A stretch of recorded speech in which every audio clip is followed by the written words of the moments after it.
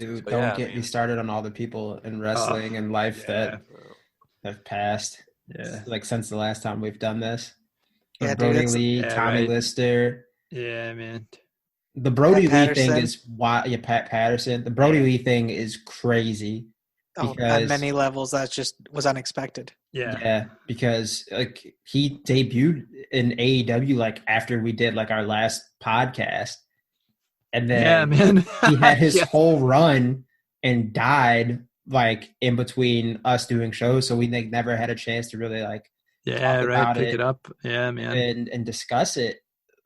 But it's just one of those things that has happened in this crazy year where it's just like, what the fuck was that? Like, I cannot believe that, this 40-year-old dude just suddenly got sick and died. Like, this whole year has been wacky for not even wrestling and life in general.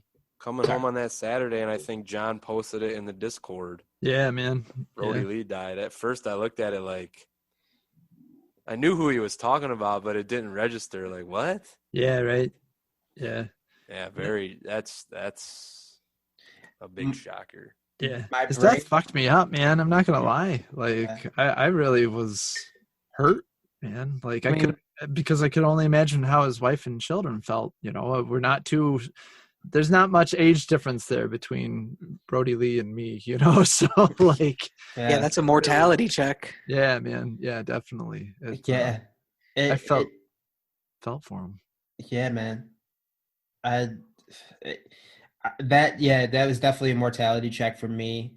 And then, just processing it when you posted that, John, I said, oh, they're killing like the character Brodie Lee. He's retiring. He's going to become something else, like something more sinister. Yeah, right. And I read it again. I was like, wait, what?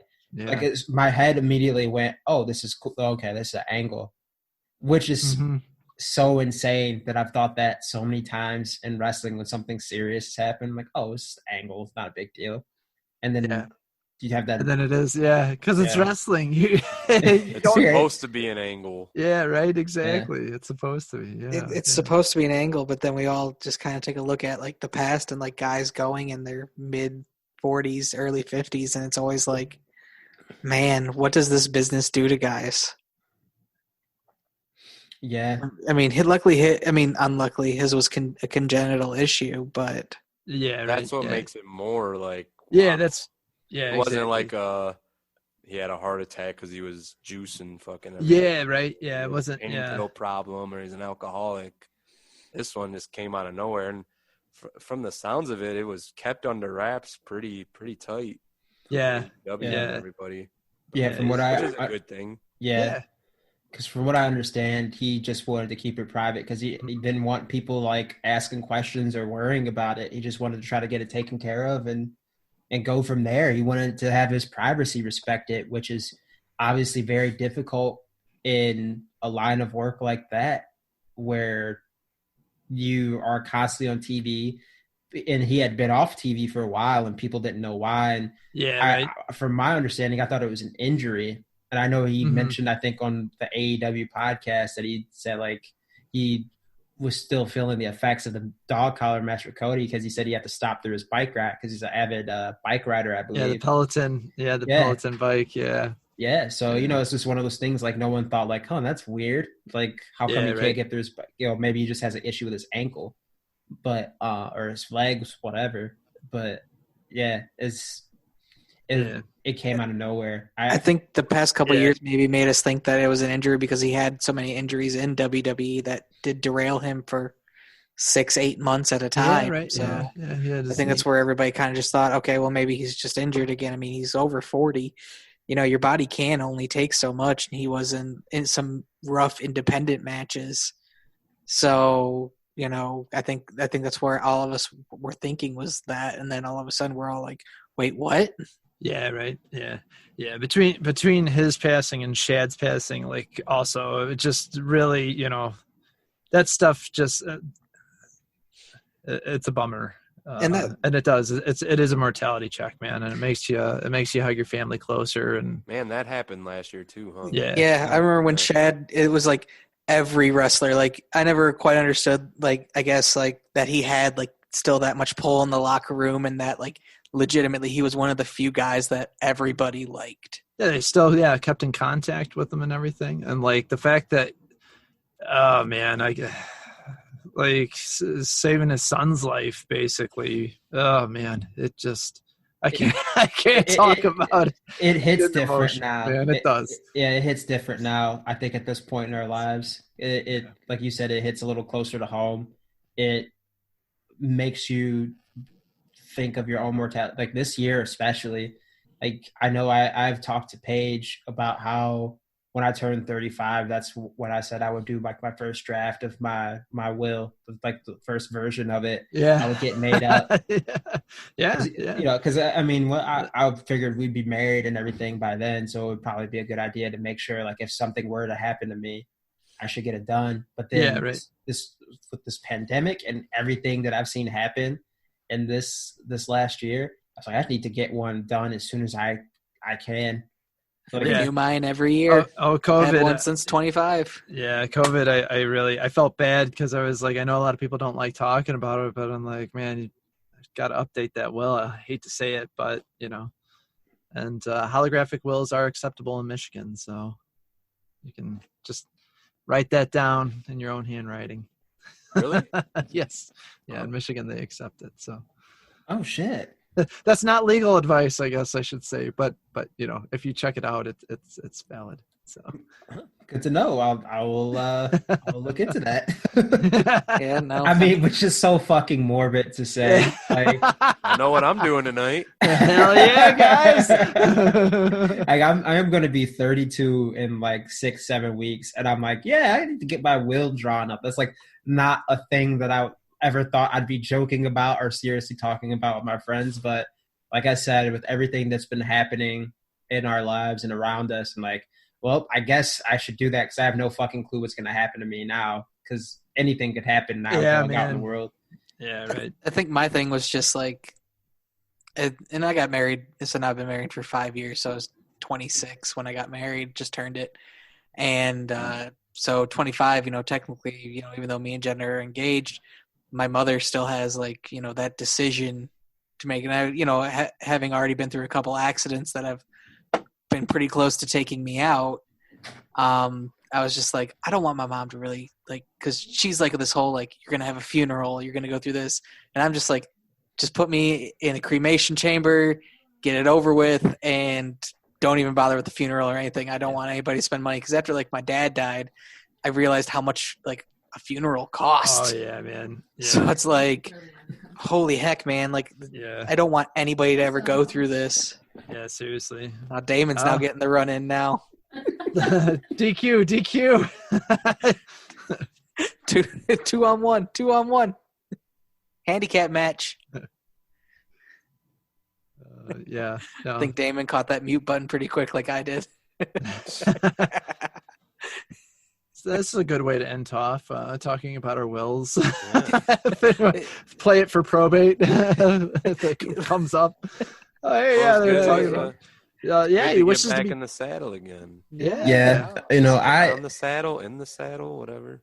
On the saddle? Back in the saddle, I think was the song by Aerosmith. What's the term? Like, we got back in the saddle again? Yeah, it's back in the saddle again. All right. Yeah, I mean,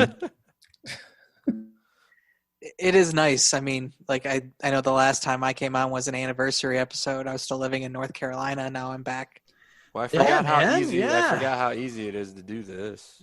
Yeah, right. Yeah. So I mean, it's interesting. I was gone for 5 years, and now, you know, I've been back home for a year, and I haven't been able to see you guys at all because of this. You know, when I got back home was like the weekend after Valentine's Day, and I went right into working, you know, 50 hours a week, and then you know, COVID hit, and we're all like, whoa.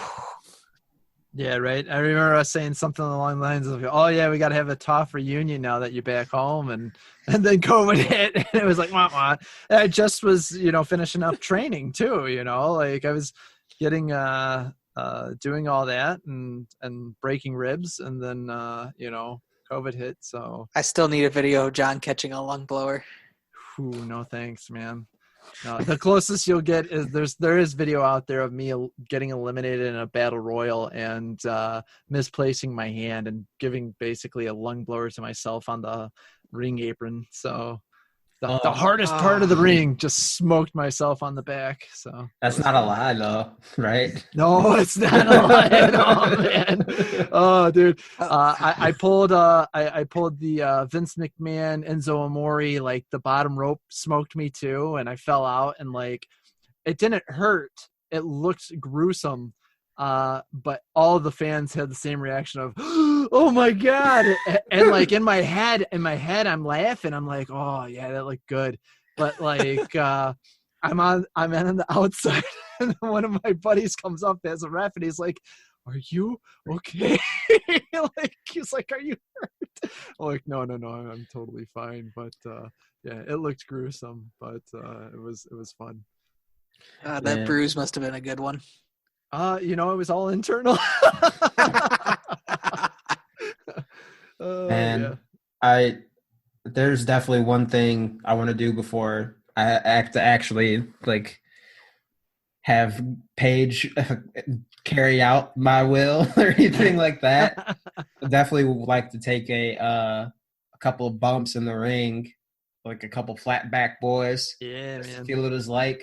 I can tell my kids if I ever have them, like, yeah, your dad took a couple of bumps. He wrestled a couple times. Really, it's just like we put the ring together before a show, and I just fell down a couple times. I want to hit a Brock Lesnar shooting star press. That's what I need to do. Ooh. That's how I'm going to end myself. Is just attempting a shooting star press.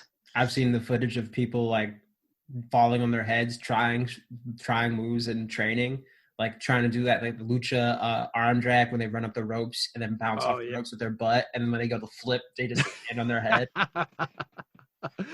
Wrestling bloopers is definitely great. Like indie show bloopers. Yeah. I feel so bad because some of those folks get so seriously injured though doing that. So it's like, as long as they didn't get hurt, I guess maybe we could find some kind of humor in it. But it's one of those things that's like, if you live, it's humorous. If you don't live, then it's, but if you get hurt still, it's still kind of funny.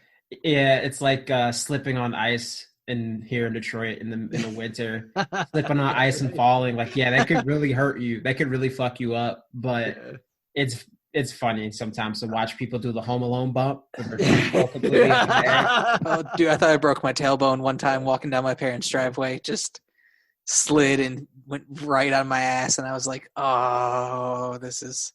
I thought I like sat there for a minute. I was like, I may have broken my tailbone. This 230-pound person just crashed really hard.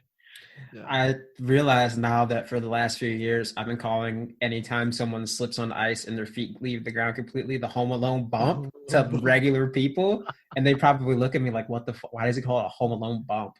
Yeah, because it's like wrestling. Like I think they call like the crazy bump where you jump way up in the air and fall on your back, the Alabama bump. I think like Bobby used to do it all the time. Yeah, like a lot of guys, I guess, in that area, in that territory back in the day, like heels, when they would get hit, they would do like this crazy jump and up into the air. It's like what's the other bump? Like the Bret Hart bump, or like the Bret Hart spot, or the chest first, chest bump backwards, yeah, or the Flair flop, the Flair bump, whatever you want to call it. The Rock Stunner bump. Yeah, the Rock Stunner bump, which is just to flail your body as wildly as possible. Do a flip. What is it? The Ziggler bump on the zigzag, which is to twirl your body as hard as you can. Yeah. No, it gave me a lot more appreciation, and also question those guys that were the bump doing their move gives them the worst bump than what the move does to the opponent. I'm like, why would you do that to yourself? Why would you do that to your finisher? I still think Finn Balor's coup de grace is probably the worst bump one of the worst bumps you have to take from a finisher. Like you can only brace that so much. I feel like Roddy's finisher has to be the worst. The end of Heartache, because he just twirls you into the air into both of his knees. Yeah, man. Like as if the lung blower wasn't bad enough. It's like, what if you add more force to that? Yes, exactly. The rotation. Yeah, man. I would love to get like wrestlers, like a short form video, like a YouTube video, 5 minutes of wrestlers just saying like, what's the worst bump to take? Like what moves you hate taking? And I would probably be surprised like what moves wrestlers hate taking. And probably like moves you wouldn't even think of. Like, well, yeah, that was the one, the Alabama Slam. I know a lot of guys hate taking that. That's the one that I have heard throughout. Basically, young guys, older guys, a lot of people just be like, "Nah, I don't want to do that bump." But yeah, no, I wasn't when we were training. Any sort of devastating slamming my body to the mat. That was the stuff that I didn't like. I loved the chain wrestling. That was awesome. But like I got injured right when we were starting to learn all of the like body slams, German suplex and all that. So that was the fortunate and unfortunate, but I do know the feeling on all those. It's really being a dude who's never done like a backflip or anything like that. The sail, throwing yourself over the ropes, like getting clotheslined out of the ring stuff is some of the scariest things too. Cause you're just like, hey, I'm going to break my neck on the apron right here. Aren't I? Like, this is how I go out. Right. That's how I would feel about taking like a released German suplex. I'd just like, I'd be so afraid of over rotating and just landing dead on my neck. I'm trying to, it was a hip toss is what broke the camel's back for me. That's what broke my fractured my 3 ribs on the right side, and then a spine buster literally fractured my other ribs on the left side. So a spine buster did its job. So yeah. And then that's also when I realized I was getting older too, and I was like, oh, I'm doing this at an age that is very questionable. So you can always just get Isaac involved. Yeah, right. Yeah, exactly. He's on his way. So teach him the ropes. But no, the crazy thing is, if it wasn't COVID, I'd be back in the ring training still. COVID took that away from me. So, I wanted to get back into doing jiu-jitsu, but all I've got now is my grappling dummy that my sister got me for Christmas, and some puzzle mats. So I just try to work on some submission holds, like trying to blend like real submissions, and then just being like, okay, could I get a real submission and a wrestling submission out of this position, and trying to put like spin on things. But it's a grappling dummy stuffed with old wrestling t-shirts and towels and things like that. So it's not the same as like a real life, like 6 foot tall person. Yeah. Right. It's just a little grappling dummy. So you have probably a willing partner in your girlfriend there. Just start teaching her. Dude, no, I don't think Paige would be down for me to try to figure out a variation of the sharpshooter and the heel hook. I don't think she would like that. I don't think she would be down with that. I don't think she would want to feel what it's like for me to try to experiment with hitting an arm bar while holding someone in the half Nelson, like transferring from the half Nelson to the arm bar. Like, I don't think she wants to experience that sort of agony of me awkwardly trying to figure out the best way to get my legs over her head, kneeing her in the back of the head, maybe accidentally kicking her in the face, which I think is a real testament. I know a lot of people think like mat wrestling's boring, but it's a real testament to those guys for like really having to know their shit when it comes to actual real legitimate wrestling submission holds, because you can hurt someone really bad if you don't know what you're doing in submission hold. Like I think Shayna Baszler stopped Sasha Banks from breaking her own arm because she was in an arm bar. And when you have an arm bar locked on someone, you want to make sure that their thumb is pointing up towards the ceiling, or if you do it Russian style, you want to point it down towards the floor. So Sasha had her thumb pointed up, and she was like rotating towards the ropes. Shayna was rotating with her, so she would have taken her like belly down style, like Russian style, like Fedor.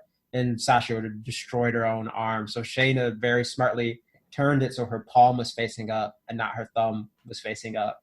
So Shayna saved Sasha from injuring herself. So, yeah, you got to know what you're doing when it comes to the submission stuff. Yeah, right. I spinebustered Jen, like rotating spinebustered Jen onto the couch, and now she won't run and give me a hug anymore because she's afraid it's going to happen again. That's what's going to happen. Just turn it into giving an RKO, man. Ah, dude, if I RKO'd my wife, I'd be in divorce court so quickly. If I even attempted that.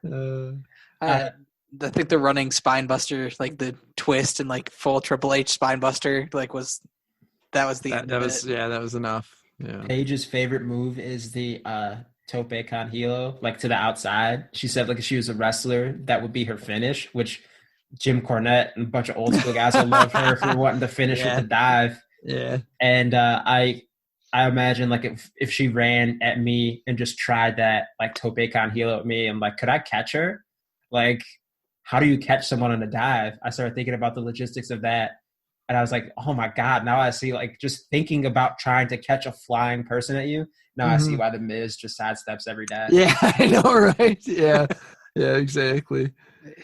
Man, some of those guys with their dives too, is not the smallest guys. Even some of the girls. Kaz, who's the girl at NXT that nearly kills herself on every dive? Is it Shotzi? Yes. Oh my God. She throws her whole body weight through the ropes on those dives. It's kind of scary. Like she's reckless. She commits to it 100%. And that makes me realize like when Dean Ambrose and Seth, when they would do those dives in every single match and it kind of killed the dive for a lot of people, that they would just do it like very slow, very soft. They would kind of like gently push the person to the barricade. Yeah. Like, I got to do this every match, so I'm not going to throw my whole body into it. Like you could really, really hurt someone or hurt yourself. Like that's how Ridge Holland got hurt on just a regular over the ropes dive by Oni. Broke his ankle or hurt his leg or something like that. Yeah, those dives are really dangerous. Let's see, you're talking about like 200 to 250 pounds falling about what's a ring like height, John, over the top rope? Oh, geez. Well, I know what typical ring usually from the mat to the top is like 5 feet. And so maybe 7-8 feet, depending on what kind of ring you have. Yeah, so from the outside to the inside. Yeah, 200 to 250 pounds going over the top rope, generally doing a flip, and then onto very thin mats. It's a recipe for disaster. Or if they're on an indie or a smaller show, just no mats at all. Just do them to a gymnasium floor. Yeah. Now, some of those guys just talking with them and everyone's like, oh, yeah, that's my free chiropractic visit. And I'm like, oh, my God, you guys just take bumps on the floor. Like, oh, yeah, you'll get there someday. I'm like, I don't think I want to, man. Just go ahead and smack the Riverview Pirate center court and just taking a bump. Yeah. Fuck that. 100%. I would not want to take a bump on a not padded floor. Like, I think it was at Necro Butcher and Samoa Joe when Joe went to try to do an exploder, and he ended up just hitting like this fucked up half like flatliner onto the concrete floor. Yeah, man. Ugh. I don't know how they do that, man. No, that's putting your body through enough, and then Oxycontin afterwards. That's all I mean. You'll get that fanny pack with your gimmicks in it. After that, you'll be needing it after. Yeah, right. A flip bump to the floor or taking an exploder, whatever it is, man. That shit is crazy. Yeah, whenever they moved the mat, I was always just like, man, like how long do you feel that? Like, even for doing it for years, like taking just like a suplex or something onto the fucking concrete that's normally at the bottom of an arena. Underneath Scotty, man. Nice. To paint the canvas, he and Atlas he took that back body drop to the floor. I'm like, oh my God, man. And then they do that. I'm thinking of a different show. I think I'm doing where they used to do the shows at Brass Monkey or Grizzlies. Yeah. They went for a butterfly suplex off the top. And the ropes were very shaky. Yeah. And I just think about something like that. Like, man, someone could get really hurt. Or they luckily went from the top to the floor. It was kind of a rough landing. Or not the top to the floor, but the top to the mat. I can only imagine if they went from the top to the floor. Luckily, that ring isn't as high. Yeah, but right. Still, like onto that floor at that venue, not a good time. Yeah, no way. I remember like when John pulled that photo of me on our group chat the other day. I was wearing a Clash shirt. Nice. That was a Clash shirt. That was a Clash shirt. So I remember going to at the Taylor, Trade Center, Town Center, or whatever it is, and watching guys just take bumps under the cement floor of the Taylor Town Center. I was always like, ooh. I know. Oh man, Clash wrestling. I miss that too. Yeah, I miss local wrestling, man. I just miss it all. I don't get to do my commentating anymore, so. I miss local wrestling too, even though the only promotion that ran around where I live was Evolve, and they're part of WWE now. WWE absorbed them, so I have even when things go back to normal, I think the only way I would really be able to go see shows is to come back downriver or go into the city. Oh, shoot, man. I think you just pulled it right there. I think I know what we're going to do. All right. Paint the Canvas 2 is going to be in the Novi area. The Livonia Civic Center. I don't even know if we have like a Livonia Sportsplex. We do the St. Joe Sportsplex. How about that? There we go. There we go. We can get the Velodrome over there near Schoolcraft College. Yes. Yeah, right. Yeah. Just have guys riding around on bikes as we're in the middle of it. Oh, man. Paint the Canvas 2. Yeah, well, while we brainstorm Paint the Canvas 2, Kaz, you got anything you want to say before we wrap this up? Kaz? Kaz took a nap. All right. Well, thank you, Kaz. I appreciate that. Thank you for stopping by, brother. Do you guys got anything in closing while we wrap up nearly 3.5 hours of recording?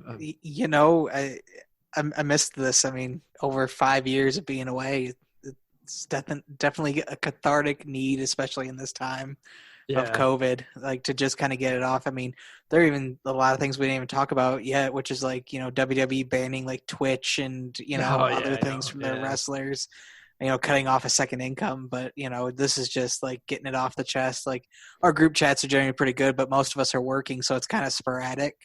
Mm-hmm. But now with the Discord and with us coming back now for some recordings and committing to doing it at least regularly, it's going to be interesting to at least be able to like talk and be caught up again and see my buddies.